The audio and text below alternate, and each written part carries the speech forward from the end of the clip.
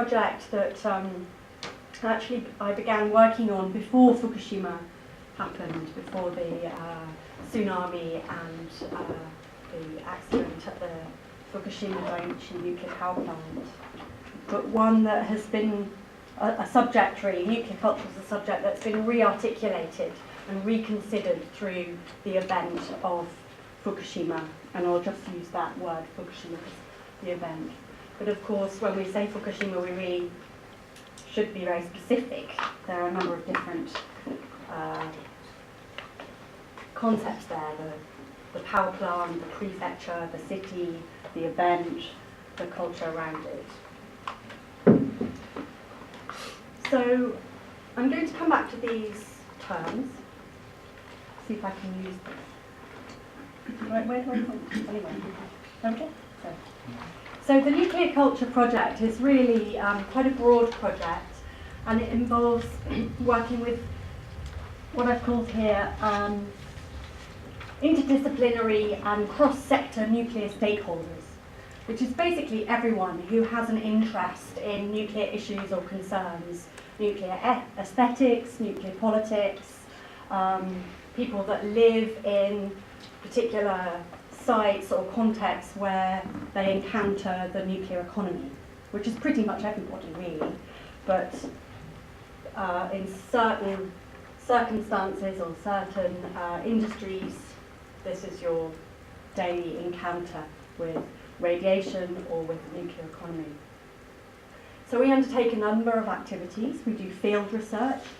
We take artists to nuclear sites around the world, to underground research laboratories, to nuclear power stations, to research centres, to low-level waste sites, intermediate level waste sites. We meet people involved in public consultation programmes around the nuclear industry.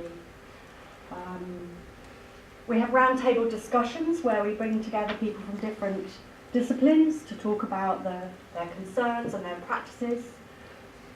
We curate exhibitions, and at the moment there's an exhibition called Perpetual Uncertainty at Bildmuseet in Sweden.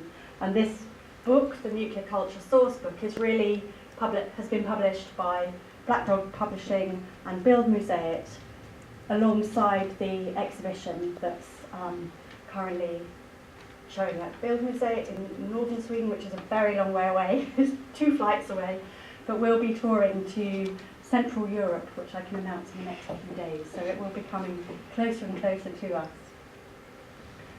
The programme involves commissioning new artwork, and I can talk about some of those later, and also publishing, so writing catalogue essays, journal essays, and also this book. But just to give you a really snapshot of some of the activities that we were involved in Japan in 2014, I've got a whole series of slides that I'm not going to describe in too much detail, but I'll flick through. Working with Kyoko Tachibana from S-Hair, who's thrilled can be here as well. We organised Actinium. And Actinium was an exhibition, a forum, and a series of field trips. And here you see the forum. We've got 3 round tables with artists from all over Japan and also from the UK, Canada, America, coming together to talk about their practices. We also included a geologist, art historian, curator, anthropologist, and lawyers, a group of lawyers actually, who were working on trying to prevent nuclear power stations from coming back online after Fukushima. And we had all of this activity took place in the middle of the Actinium exhibition, where we had film screenings, talks, events. We had Shuji Akagi's photographs here, Karen Kramer's film, Thompson and Craighead's prototype of their temporary index counter, and a reconstruction of James Accord's table. But I wanted to show you some of the photographs from our field trip, just in case you haven't seen these before, because we had such a fantastic time travelling throughout Hokkaido, going up to the very, very northern tip of the island, to Horonobe. And here we are, meeting with Farmer Kuza, who's in the middle here, who's standing there so proud because this is his field and his cows. And after this photograph, he went to his farm and ate the dairy ice cream from the cows. And underneath this site is Japan's underground research laboratory, which is there's no radioactive waste in this site. It's a research lab for testing the geologic storage, which basically means the underground storage of radioactive waste. There are a number of these research labs in Europe. There's one in northern France at Bure, and there's also a smaller one at Mol in Belgium. The research lab in Horinobe is quite extensive, and there's just a few pictures of us all in our blue overalls and hard hats being given a tour.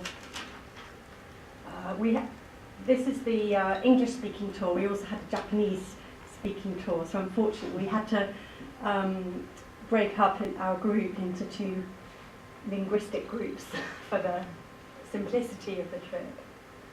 But this gives you an insight really into the really elaborate research that's going on here. And after this trip, we also went to Tomari, which was a power plant on Hokkaido, and then we travelled through the Fukushima exclusion zone. And I'm not going to show you any other picture really than this one. I think one more a bit later. Where is it? This one here. This is the first storage site for topsoil from around Fukushima city. It was removed from the city, and you can see the plants are growing up through the site. So on these trips, we're constantly meeting people, putting together artists, designers, architects, people that work in the industry.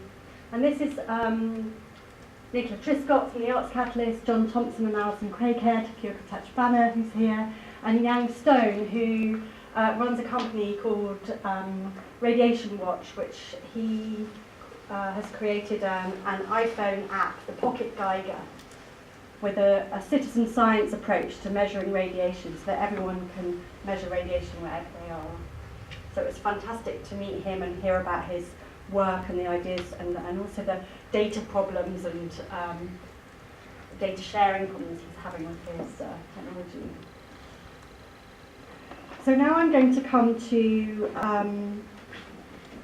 some of the ideas in the book which overlap with the ideas of the exhibition that I've been curating as well.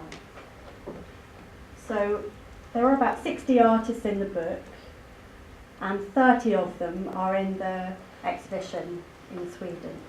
So the book isn't a catalogue directly, it's more of an expanded, well, it's a source book, so it's more an expanded set of material that you can draw on. Many of the artist practices, in fact, perhaps work better in a book than they do in an exhibition, particularly research or investigative practices, I think work very well.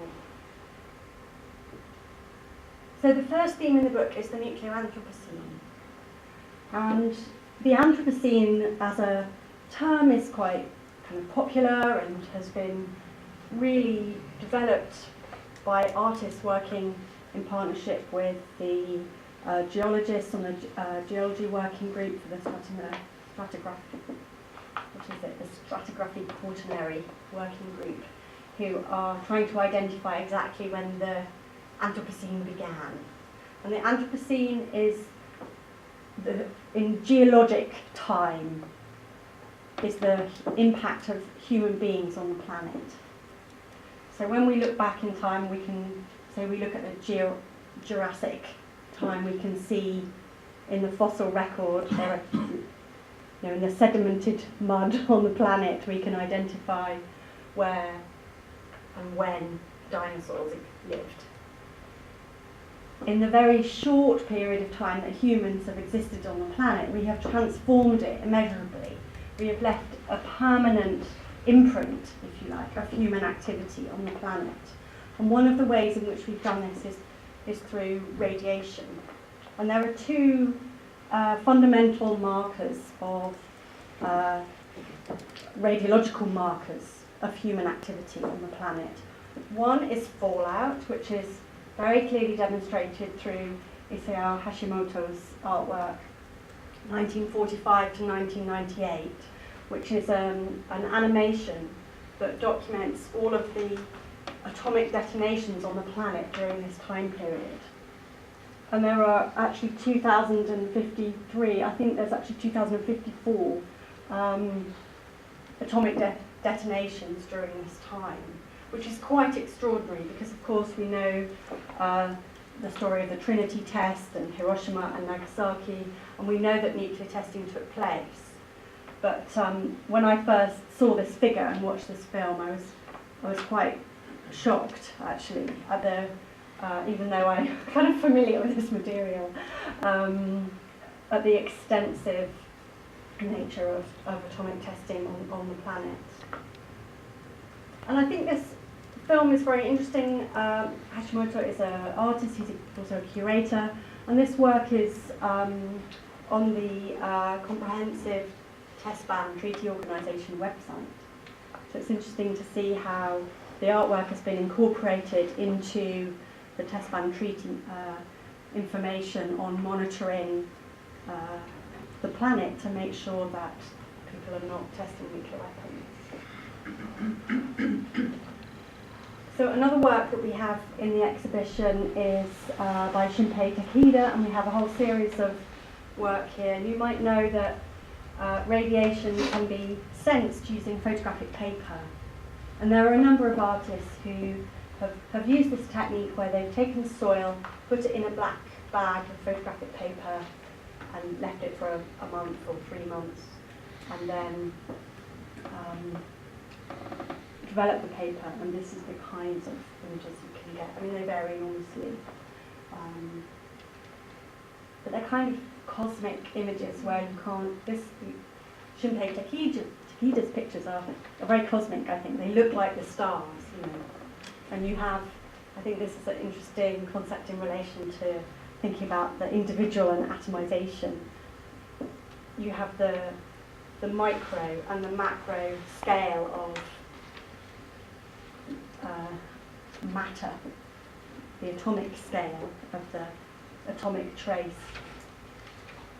Literally, you can see traces of atoms moving on photographic paper. You get little lines, and you can see how they move, which is just extraordinary.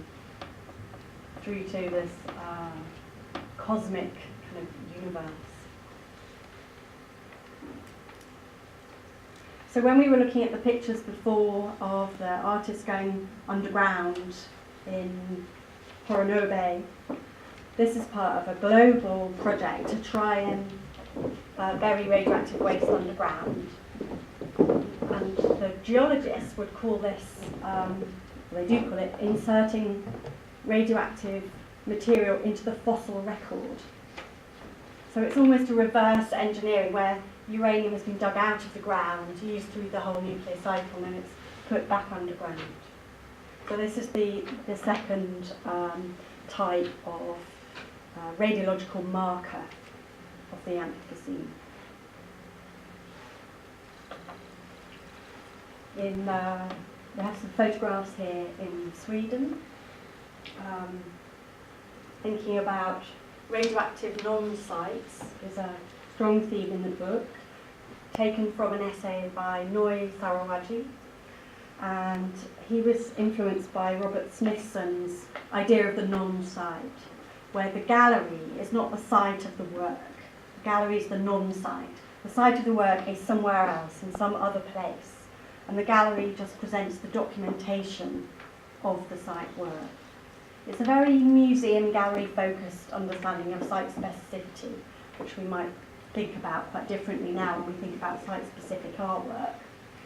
But it's an interesting way of thinking through Don't Follow the Winds project, where they've created artworks that are inside the Fukushima exclusion zone, that are inside the site of the work is inaccessible, whereas the documentation of the work or the reconfiguration of the work in the gallery is accessible.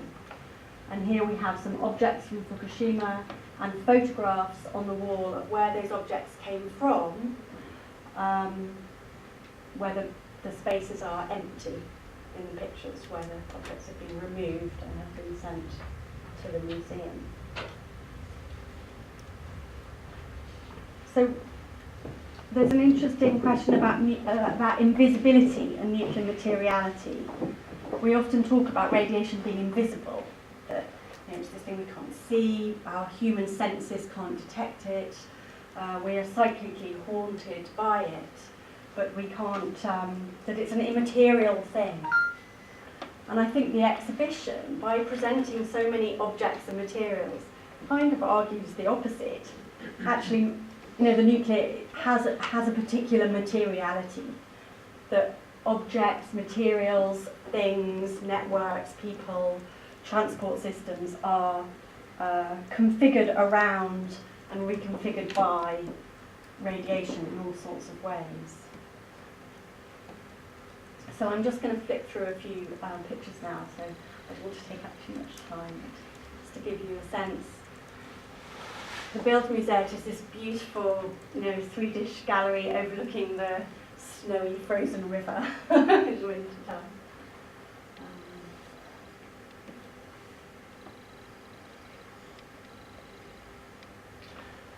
Miyamoto Katsuhiro's picture, this is one of the images in the book, is quite interesting in terms of site and non-site, because he literally brings the blueprint of the Fukushima nuclear power plant into the Aichi Art Center for the Aichi Triennial in Nagoya, and draws maps out as if one building is mapped onto another building, and he collapses the distance between the cultural site and the nuclear site.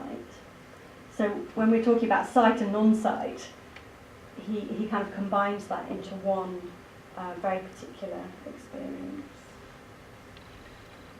Now there's a chapter in the book called Radiological Inheritance, and this is a chapter that I didn't plan to, wasn't in the original sort of schema for the book, but we had lots of work. You can't really see this. You have to buy the book to properly read and see Eiko Kobayashi's fantastic story, where she maps the discovery of radium by Marie Curie onto her own family history, to try and understand the intergenerational time frame that we're talking about for the decay rate of radium. And it's a really beautiful, reflective and poetic story looking, you can see these, the generations of her family here. And she creates a calendar that starts with the discovery of radium and ends with the year, I think it's 3035, when the half-life of uranium will have decayed. So you can just see the first column and a tenth of the second column are crossed off as time has passed, but we're only on the very early stages of this decay rate of this particular isotope. And in Sweden you can see Eiko Kobayashi's posters, and you can read and also take away her story. So when I first went to Japan, I met with Kota Takeuchi, who then we invited back to the UK to do a residency with and Arts Catalyst here. And he's been making a whole series of work documenting the stone monuments along the southeast coast of Japan, around Iwaki, just south of the Fukushima Daiichi power plant. And his work documents monuments to kind of reconstruction projects following natural disasters along that coastline. And I think his work really explores the tension between whether we're building monuments to the past or markers for the future. And he's taken a book that was published in the 1970s and revisited the monuments in the book and re-photographed them. And he started with about 12, I think he's done them all now, so he's got hundreds of these. He's been cycling around obviously more summer, taking photographs.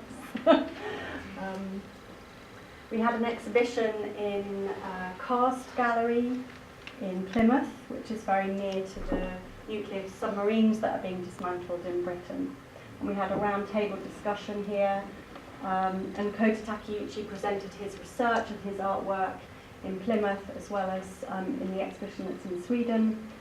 And you'll recognise here's another underground research laboratory in Belgium, with myself and curators and artists, and also Kota Takeuchi, who is able to come and have a look at some of the European nuclear projects. I think I'm probably way over time. How am I doing for time? This is the exhibition in Sweden, so it's...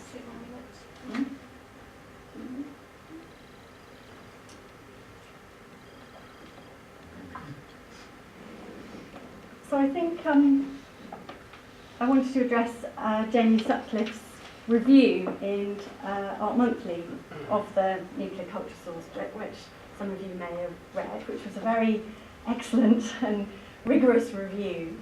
But one of the things he kind of questioned at the end was the untimeliness, unnecessary untimeliness, he said, of not focusing on Trident and the renewal of Trident and the whole kind of Scottish question around Scottish independence and where Trident sits and the question of nuclear weapons. And I think I very purposefully wanted to focus on our contemporary lived experience of the nuclear industry and of radiation. And so didn't really address, although nuclear weapons are obviously very present, I felt there's been a lot of work already done on that issue. And I wanted to look at perhaps more holistically a broader understanding of what the nuclear or nuclear culture is or might be thought of. But I should say that the whole project really started when I was invited to give a presentation to an advisory group to the Ministry of Defence on dismantling British nuclear submarines. And I think what's interesting when we look at this question of nuclear modernity, which is another of the chapters in the book, that the nuclear technology was developed, obviously, at the end of the Second World War, but has a utopian ideology around it. It was promoted as a technology that would prevent all wars. You know, what's not to love? That would provide free electricity forever. Great. You know, this was the future. You know, the nuclear was the future, and they were really synonymous in 1950s thinking.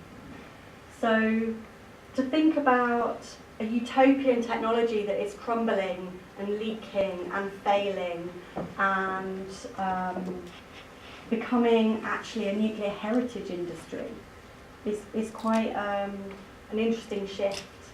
And when I first started, when I first started this research project, I hadn't really thought of the nuclear as a heritage or as something that was decaying. And I was really interested to bring in that language, but of course I didn't need to bring it in, it's just there. And this is one of 27 submarines, nuclear-powered submarines, so they've all got a reactor that is the energy supply for the submarine. These particular submarines are not nuclear armed, but our Trident submarines, the British government's Trident submarines are based at Faslane in Scotland and bring together both the nuclear power of the reactor generator and the nuclear weapon in one space. And in the rest of the nuclear industry, these two things are kept quite separate. The discussion around weapons and the discussion around energy are generally kept quite separate. So I think these submarines are quite interesting objects, and this was a film that we commissioned with the advisory group by Nick Crowe and Ian Rawlinson, and they made a film called Courageous inside HMS Courageous in Plymouth.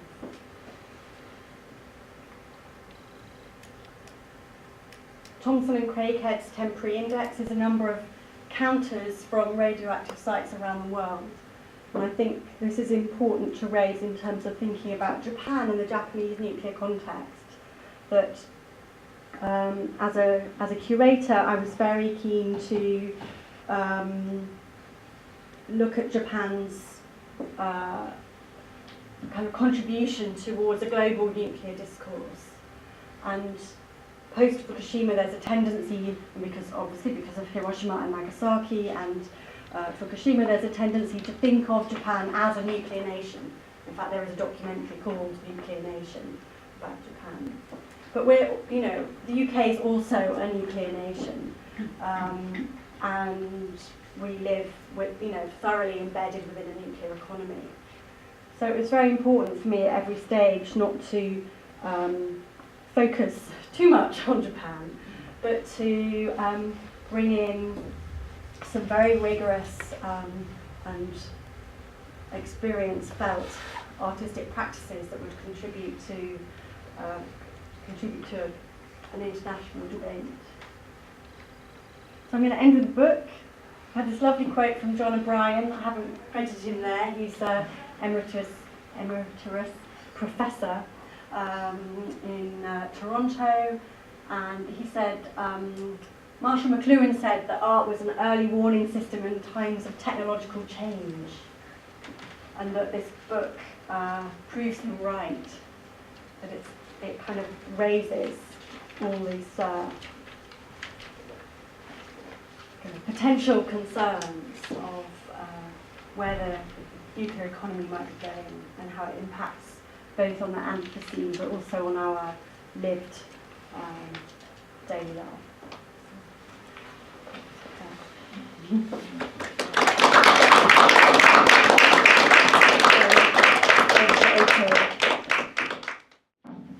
Okay, thank you very much for the very informative introduction, Ele. First of all, before I start, I'd like to take this opportunity to thank Daiwa Foundation for having me again and again tonight, and for everybody who made it tonight to contribute to this very important book launch. And thanks to Ele for inviting me to contribute a piece for this book.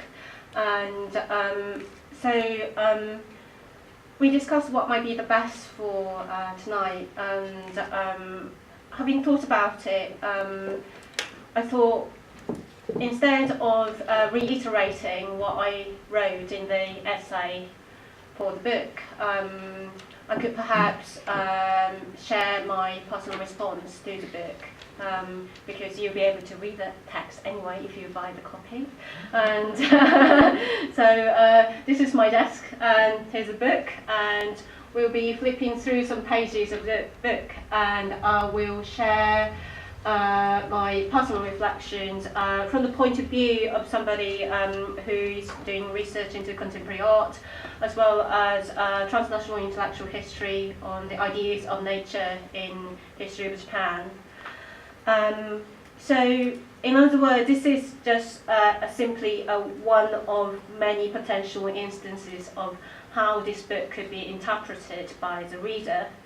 And I'd like to stress the point that this is a source book instead of a didactic textbook that has an answer to everything. So perhaps we could try to unpack what might be the possibility kept by this book.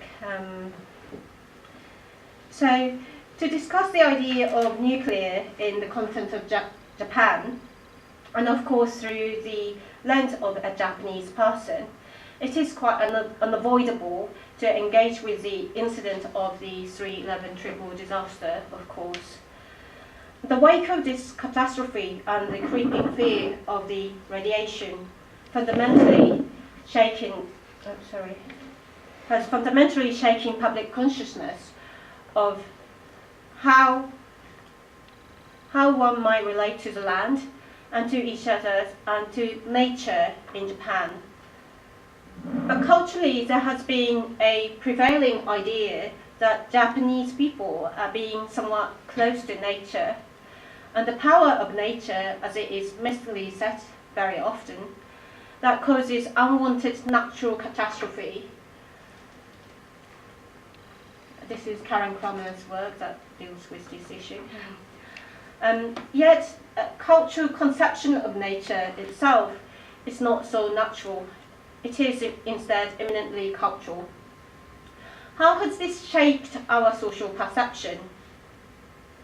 Going back in our historiography, for example, the Tokugawa shogunate of Edo period employed neo-Confucianist philosophy of nature to subjugate working class people and strictly maintain hierarchical social order.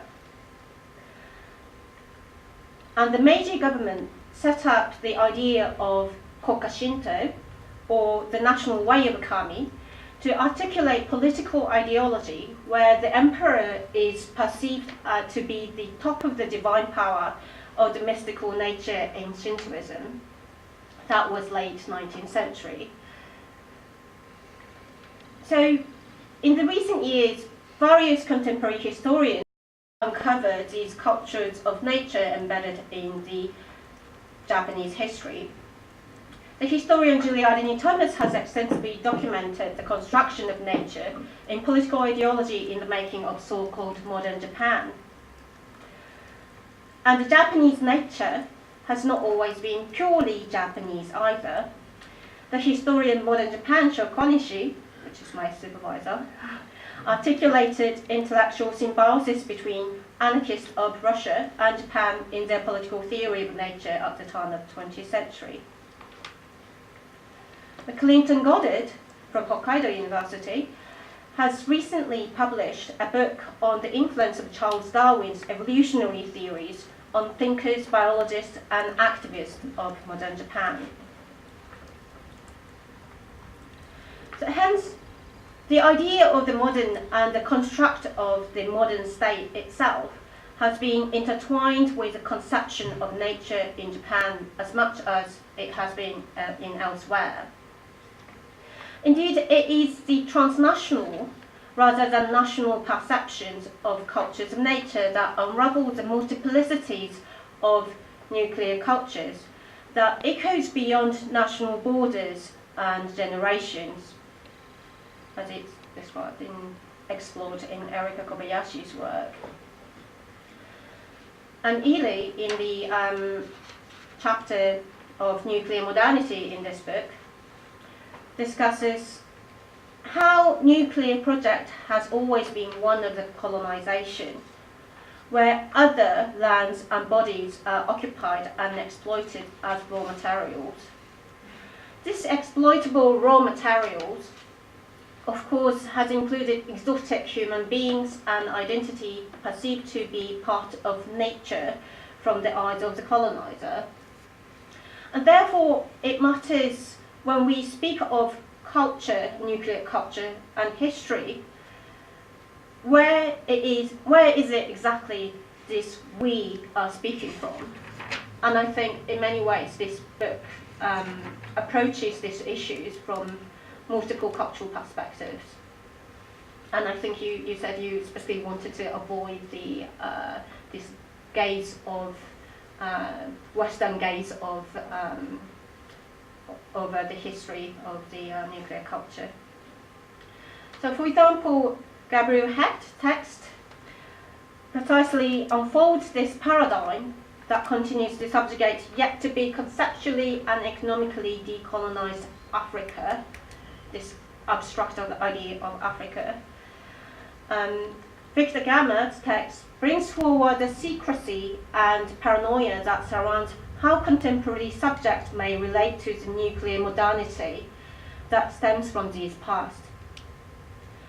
Then, why is that only now these historiographical lineages of nuclear culture is becoming more visible? And why is it only now that we are able to discuss these issues and these perceptions in this book?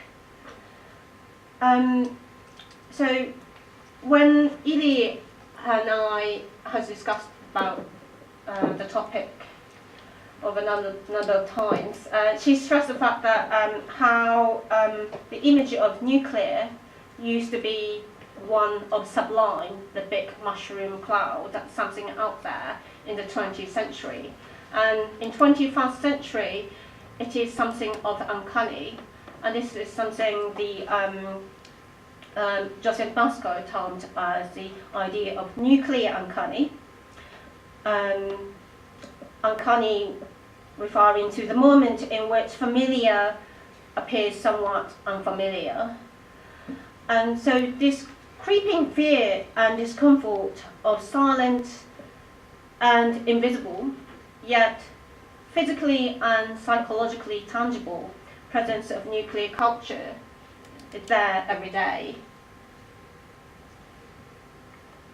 So it is perhaps this contemporary experience of nuclear as a liberty temporality, not as something that's being directly imposed by the nation states, but the experience that's discussed as a liberty temporality of our everyday life of individuals, that began to enable us to cast light into our overlooked past and thereby to perceive futurity of nuclear culture as something vast yet close at the same time. So I regret that there's not enough time to unpack the richness of this book. There's so much more I wanted to talk about, but this is just a snippet. But I hope my very short introduction, or response rather, has exemplified how this publication could work as a source book, where readers can go and open up and find multiple entry points and therefore multiple layers of understandings. Okay, thank you.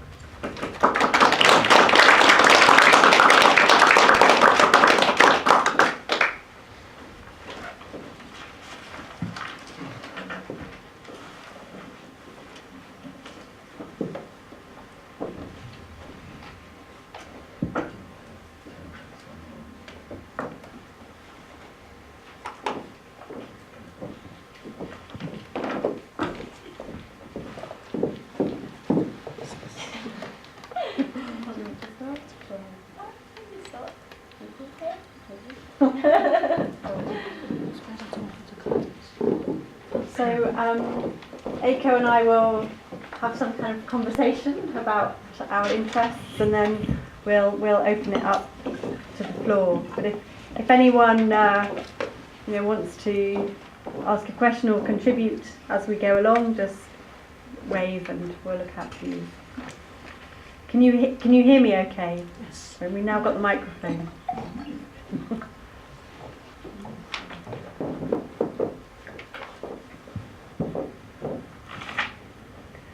So, Eiko, you raised so many interesting ideas there, particularly about this relationship between modernity and nature. And I'm sure that many people would like to hear a little bit more about your thinking on that. You mentioned a Neo-Confucian philosophy of nature, which perhaps you could describe how that was used politically and how you think that might operate now in terms of the relationship between nuclear technology and landscape. I'm not entirely sure how the political ideology in Edo period might relate to the current moment. But at that time, Edo period, it was the idea that Tokugawa shogunate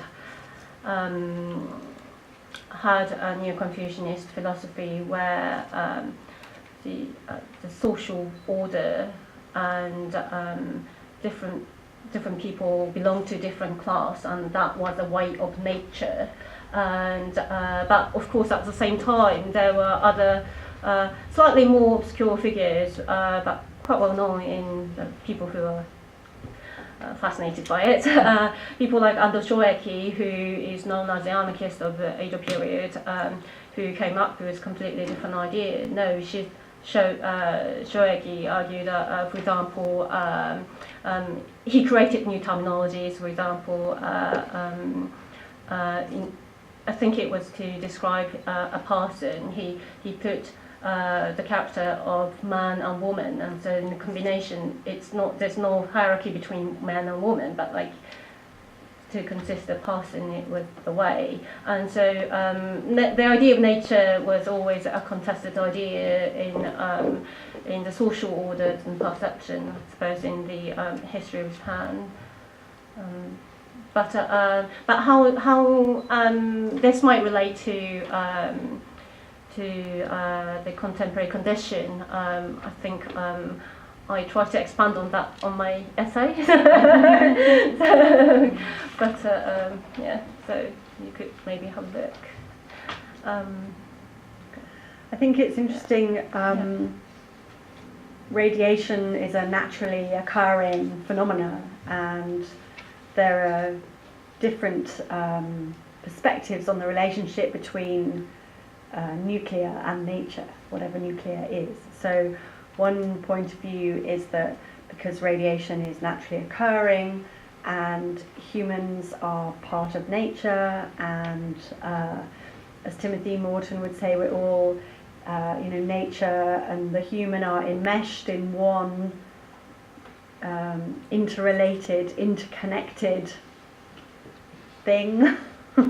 That there's no separation between human activity and nature, between one set of materials on the planet and another set of materials. I guess in terms of physics, you'd think we are all matter. There's no outside of the stuff that we have. We just move it around on the planet. I suppose. So that radiation is, or nuclear technology is part of nature because it's part of what we have, and it's been created through humans. And then there's a very different perspective where radiation is seen to be something almost alien. It's man-made, but man has created a monster that it can't control, and we have the appropriate and fantastic science fiction to articulate that. So I just was interested in this idea of nature between the kind of naturally occurring radiation and the monster of radiation, if you like, which of course the monster is still part of nature, but is something kind of out of control. And I wondered if that had any resonance with your research on a Japanese understanding of nature. Or Right. I suppose, so you were talking about Timothy Morton's idea of hyperobjects, and this very much relates to this idea of the Anthropocene and how the man-made matters, such as the man-made radiation, became part of the sedimentation of geology, and this has been seen as a quite revolutionary concept in European discussion of environmental thoughts, because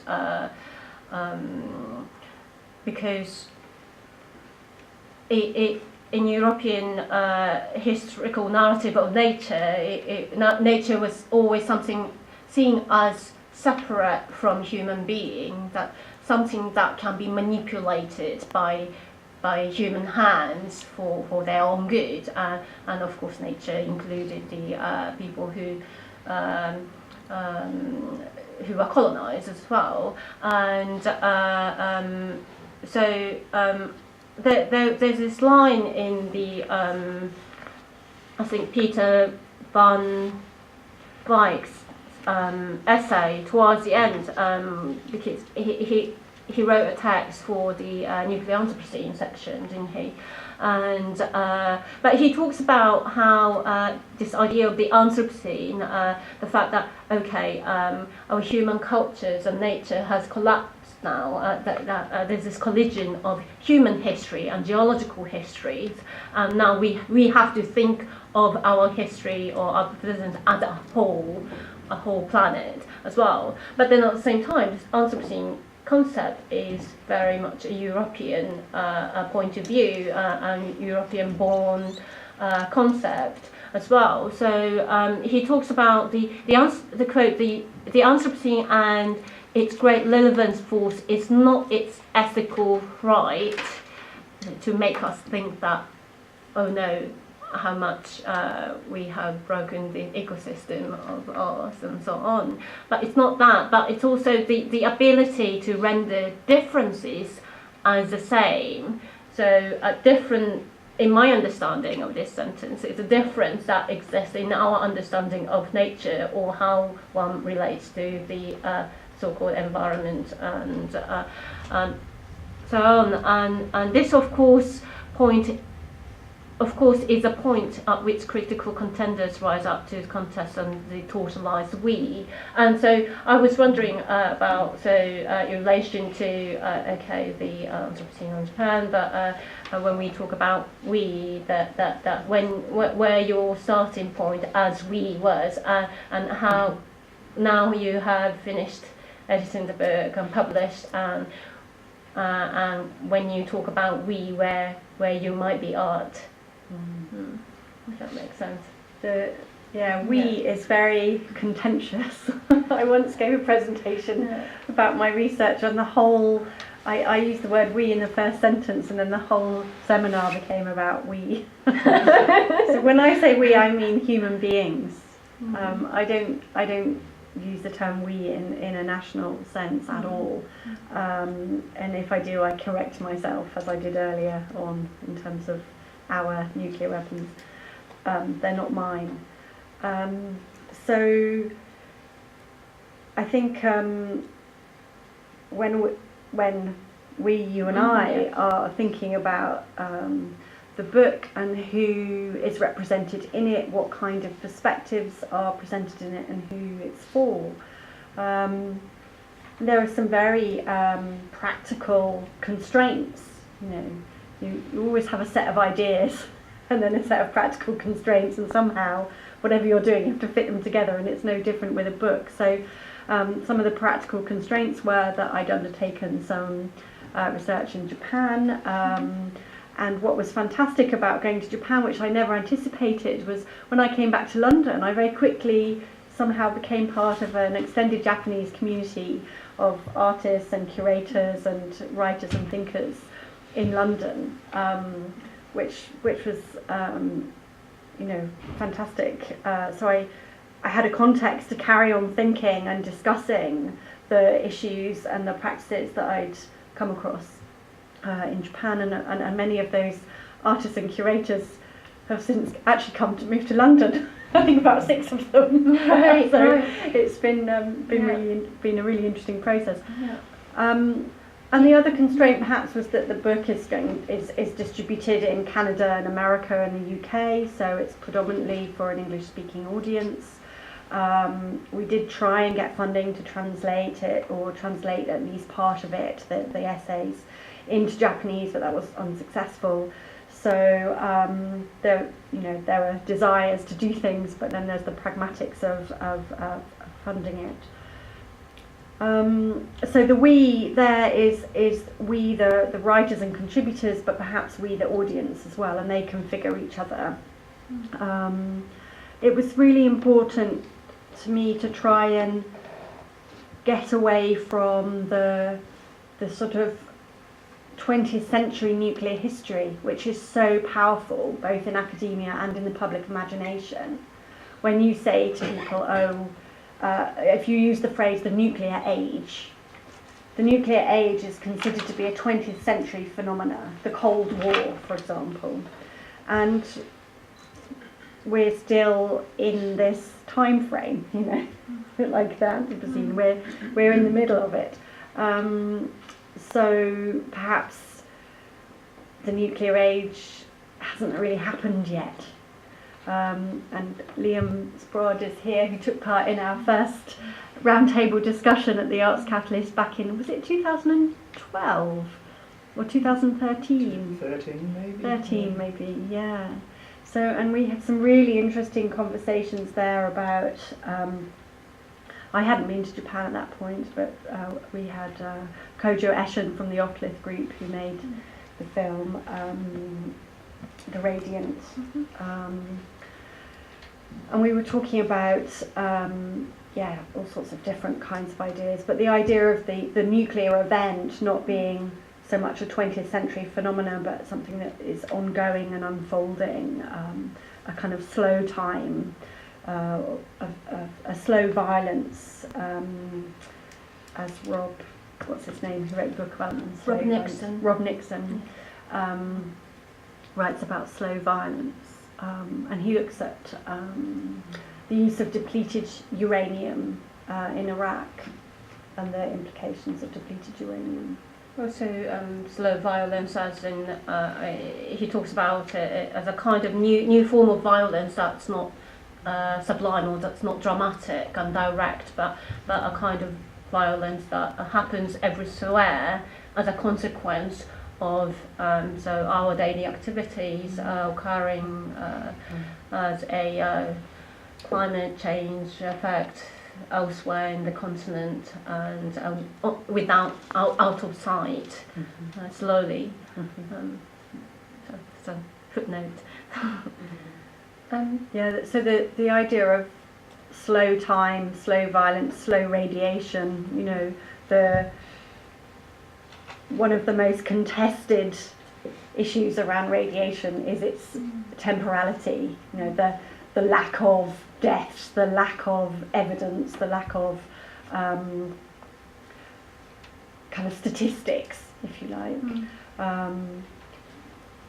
And I think the section on radiological inheritance is interesting because it's the only section that doesn't have an academic type critical essay to address that topic, and I think it's so complicated that it hasn't really been dealt with culturally, that question. It has by artists but not by cultural commentators. I couldn't find an analysis that would work in this context for the book. I think in relation to that, we were talking over the phone a couple of nights ago and on some other mutual interest topic as well, and one of that was this issue of knowledge and practice, and how, so you were talking about how artistic practice not necessarily seen as the legitimate method of producing knowledge in the academia, and how curatorial practice is not necessarily seen as a legitimate practice in the academia, rather than so it can be discussed in relation to our history. So in relation to that, I was wondering if you could talk a little bit about the how you structure the book, and when we open the index page, you can't really tell who the authors and who the artists are. It's a list of names who contributed to this book one form or another, and so in a sense that I thought that you perhaps don't necessarily see the significance difference, or you don't see the necessity to differentiate the different forms of knowledge that artists' work, as well as writers or historians or critics' works are producing. So I was wondering if you could talk a little bit about how they are intertwining with each other. Yeah, I think it's important to say that the essays in the book don't illustrate the artworks. So none of the writers reference any of the texts, and none of the artists reference the texts.